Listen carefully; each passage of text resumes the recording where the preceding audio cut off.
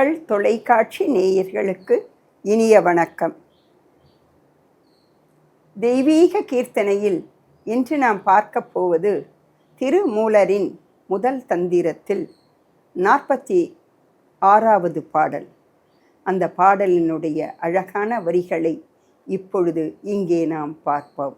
அந்திவண்ணா அரணே சிவனே என்று சிந்தை வண்ணம் திருந்தடியார் தொழா முந்திவண்ணா முதல்வா பரனே என்று புந்திவண்ணன் என் மனம் புகுந்தானே. அந்திவண்ணா அரணே சிவனே என்று சிந்தை வண்ணம் திருந்தடியார் தொழா முந்திவண்ணா முதல்வா பரனே என்று புந்திவண்ணன் என் மனம் புகுந்தானே. இந்த அழகான வரியை 4 வரி தான் சொல்லியிருக்காரு. அந்த அந்தி என்பது மாலை நேரம். முதல் பாடலில் பார்த்திங்கன்னா பகலவன் ஆமே அப்படின்னுவார். அதை 45வது பாடலில் பகலவன் ஆமே பதியை பற்றி சொல்கின்ற போது அந்த 4 வரியில் விதி விதி, அடுத்த வரியில் பார்த்தா கடைசி வரியில் பதி காட்டும் பகலவன் ஆமேன்வர். பகலவன் என்றால் சூரியன். அந்த 1000 சூரியன்கள் எப்படி அழகாக ஒளி தருகின்றதோ அதே போல நம்முடைய முக்திக்கு இந்த சூரியன் வழிகாட்டுவான். இப்போ உலக வாழ்க்கையிலே பார்த்திங்கன்னா காலையில் பொழுது விடிஞ்சது அப்படின்னா சூரியனுடைய ஒளி தான் நம்மளை எழுப்புது, விடிஞ்சு போச்சு அப்படின்னு. அப்போது சூரியன் ஒளியினால் நாம் எழுந்திருக்கின்றோம். அப்போ அந்த சூரியன் எப்படி ஒளியை தருகின்றானோ அதுபோல போன 45வது பாடலில் நம்முடைய கர்மாக்களை சூரிய ஒளியைப் போல நமக்கு ஒளியை காட்டி நம்முடைய கர்மாக்களை அழிப்பவன் சிவபெருமான். அதை 46வது பாடலில் என்ன கொடுக்குறான்னு அந்தி வண்ணம். அந்தி வண்ணம் அப்படின்னு சொல்லும்போது அந்தின்னா அந்தி சாயும் நேரம் அப்படின்னுமா. அப்போ சூரியன் தலை சாய்கின்றான். சூரியன் எப்பொழுது சாய்வான்? மாலை நேரத்தில். அப்போது அவன் சாய்கின்ற பொழுது ஏற்படுகின்ற சிவப்பு, அங்கே சூரிய ஒளியினுடைய மஞ்சள், இங்கே சூரியனுடைய மறையும் பொழுது ஏற்படுகின்ற அந்தி வண்ணமாகிய சிவப்பு நிறம், அந்த ஆரஞ்சு வண்ணம். இத்தகைய அழகிய நிலையை உடையவன் தான் சிவபெருமான். அதை அவர் 2 பாடலை தொடர்ந்து அடுத்து அவர் அழகாக நமக்கு கொடுக்கிறார். அப்படி கொடுக்கின்ற பொழுது அந்த வண்ணத்தை போல சிவபெருமானானவன் ஒளி வீசுகின்றான். அவனை நாம் வணங்க வேண்டும். அப்போ அவருடைய நாமத்தை நம்ம எப்பவுமே சொல்லிட்டு இருக்கோம். புந்தியில் நம்முடைய சிந்தனையிலே அவருடைய எண்ணங்க ஓட்டம் இருக்க வேண்டும். அப்படி எப்போ பார்த்தாலும் அவருடையது நமக்கு நல்லது செய்வார். ஒவ்வொருத்தர் பார்த்திங்கன்னா எப்பவுமே நெகட்டிவாக பேசுவாங்க, அதாவது எதிர்மறையாக. எப்பவுமே நேர்மறை நமக்கு ஆற்றலை கொடுக்கும், எதிர்மறை நம்முடைய தாக்கத்தையே அழித்து விடும். நமக்கு தாக்கம் இருந்தால் தானே அடுத்த கட்டத்துக்கு நகர முடியும். எண்ணங்கள் சிறப்புடையதாக இருந்ததுன்னா நம்ம மேலே மேலே உயர்ந்து சென்று கொண்டே இருப்போம், யாராலையும் தடுக்கவே முடியாது. ஆனால் என்னதான் இருந்தாலும் நல்லா 4 படி வச்சு கடகடன்னு எழுதுவான். கிட்ட போகும்போது இவ்வளோ தூரம் ஏறிட்டமே, திடீர்னு சறுக்கி விழுந்தால் என்ன கதி ஆகும்? நமக்கு மண்டை உடஞ்சிடாது. அவன் நினச்ச உடனே தீய எண்ணம், அதாவது நேர்மாறான எண்ணத்துக்கு எதிர்மாறாத இருந்தால் அவன் சரிக்கு பொத்துன்னு கீழே விழுந்துடுவான். பொத்துன்னு கீழே விழுந்தா கூட நான் ஏறி மேலே போவேன், என்னால் முடியும், இறைவனுடைய ஆற்றல் என் உடலெங்கும் பரவி இருக்கிறது, என்னால் முடியும் அப்படின்னு நினச்சிக்கிட்டு போனான்னா அவன் நிச்சயமாக என்ன பண்ணுவான்? முந்திக் கொண்டே சென்று கொண்டிருப்பார்.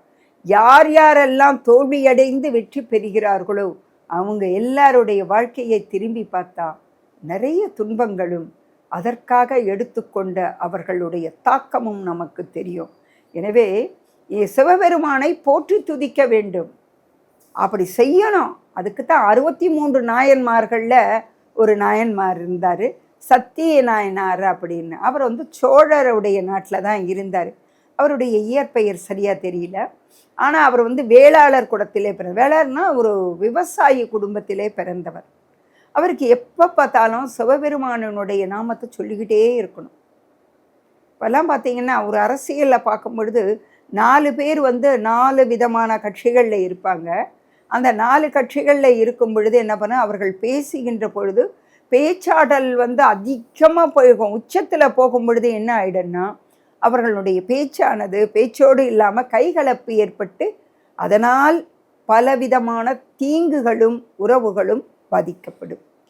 அதே போல தான் அந்த காலத்தில் இருந்த சத்திய நாயனார் என்ன பண்ணிட்டாருன்னா, அவருக்கு சிவபெருமானை யாருமே தூற்றி சொல்லக்கூடாது, இழிவாக பேசக்கூடாது, அவரை கிண்டலும் கேலியும் செய்யக்கூடாது. ஆமாம், சிவபெருமானை போய் நம்ம என்னங்க கேலி பண்ண போகிறோம்? ஏங்க நிறைய சொல்லலாங்க சிவபெருமானை. அவன் என்ன ஒரு கூத்தாண்டி, அவனுக்குன்னு ஒரு வீடு இருக்கா, அவன் சுடுகாட்டில் இருக்கக்கூடியவன், அவனுக்கு என்ன அலங்காரம் பண்ணணும், அவனுக்கு என்ன ஒரு சாம்பல் இருந்தால் போதும், இப்படியெல்லாம் வந்து சொல்லுவாங்க. ஏன் பெண் கொடுக்கறதுக்கு மதுரையினுடைய அரசியானவள் தன் மகளை கொடுக்கறதுக்கே இவரே சுடுகாட்டில் இருப்பவர் என் பெண்ணை எப்படி கொடுக்கறதுன்னு கேட்குறாங்க. திருவிளையாடற் படாலத்தில் பார்த்தா உண்டு. அப்படி அவர்கள் வந்து ரொம்ப கிண்டலாக பேசும்பொழுது இதையெல்லாம் பேசலாம். அப்படி பேசும்பொழுது இதையே அவர் பொறுக்க மாட்டார். யார்? நம்ம சத்திய நாயனார். உடனே அவர் என்ன பண்ணுவாரோ, ஒரு கருவி வைத்து கொண்டு இருப்பார். அந்த கருவி என்னன்னு கேட்டிங்கன்னா, குறடு மாதிரி இருக்குமா. அந்த குறடு மாதிரி இருக்கிற அந்த கருவியை எடுத்துட்டு என்ன பண்ணுவாருன்னா, யார் வந்து பேசுகிறாரு, என்னப்பா நாயனார் உன் சிவபெருமான் என்னத்த பண்ணார், இருந்தாரோ அவருக்கு 2 பொண்டாட்டியா, ஒன்று உடம்புல பாதியை கொடுத்துட்டாரு, பொண்டாட்டியை தூக்கி தலை மேலே வச்சுக்கிட்டாரு அப்படின்னு சொன்னா, இவர் சரியான பொண்டாட்டி தாசன்யா அப்படின்னு சொன்ன உடனே என்ன ஆகிடுன்னா, இவருக்கு கோவம் வந்துடும். என்ன சொன்ன, என்னுடைய சிவனை சொன்னியா, தாயாரை போய் இகழ்ந்து பேசுறியா, இப்படியெல்லாம் சொல்லிட்டு என்ன பண்ணுவார்னா, அவர் நாக்கை பிடிச்சி அப்படியே இழுத்து அந்த குறடு இருக்கு பாருங்க, அந்த குறடை எடுத்து அப்படி கிழிச்சு அதை கட் பண்ணிடுவார், அதை வெட்டி எடுத்துடுவாராம். அந்த நாக்கையே வெட்டி எடுக்கக்கூடிய நிலையில் உடையவர் தான் இந்த நாயனார்.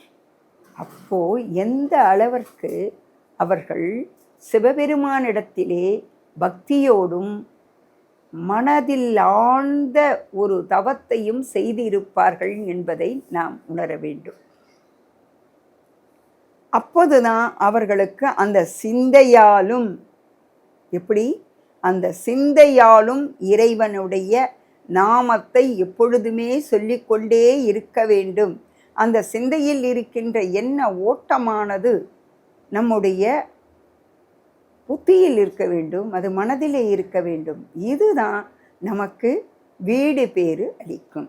அந்த சிவ நாமத்தை, ஓம் நமச்சிவாயா என்கின்ற நாமத்தை ஒலிக்க வேண்டும். அதை நாமும் ஒலிக்க வேண்டும், நாம் ஒலிப்பதை அடுத்தவரும் கேட்க வேண்டும். அப்படி கேட்கும் பொழுதுதான் அந்த நாமத்தினுடைய பெருமையானது வளரும். எப்படி ராமருடைய பார்த்தீங்கன்னா ராம நாமத்தை தான் வலிமை அதிகம் அப்படின்னு சொல்லுவாங்க. அதுபோல் சிவனுடைய நாமத்திற்கு வலிமை உண்டு. அதை நாம் கூறி நம் வாழ்க்கையில் ஏற்படும் துன்பங்களில் இருந்து விடுதலை பெற்று நற்கதியை பெறுவோம் என்று மக்கள் தொலைக்காட்சி அளித்த இந்த நிகழ்விற்கு நன்றி கூறி விடை பெறுகிறேன். வணக்கம்.